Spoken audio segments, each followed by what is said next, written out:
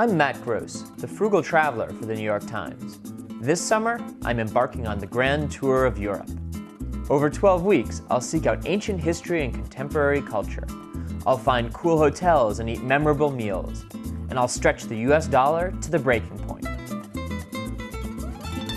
I had to reach the very, very tip of the Carpathes Peninsula. I thought of it as a pilgrimage. And like a good pilgrim, I would do it by the most frugal means possible.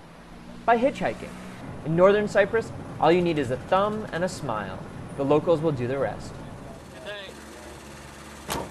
Tutumlu gezgin, The New York Times done, Matt Gross.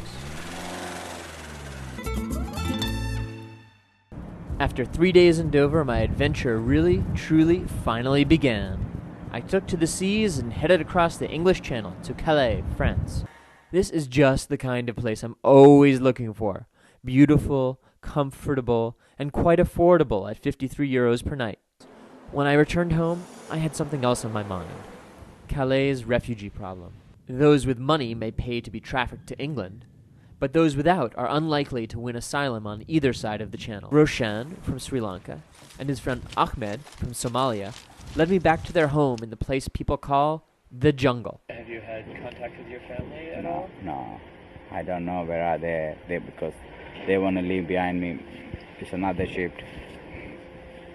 I don't know. They left. They going to India or they going to Italy or they going to any other country. I don't know. I couldn't contact them yet. If you have a message for them, for the camera, maybe if somehow they can watch, what would the message be? I just want to tell my mom and dad I'm fine. I'm surviving.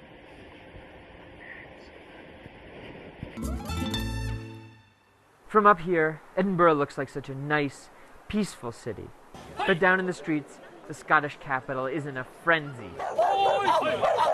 Actually, the easiest way to pick which shows to see is just to ask the people who are out there in the streets promoting their work. It's a surrealist heist thriller. It's a parody of Japanese horror films.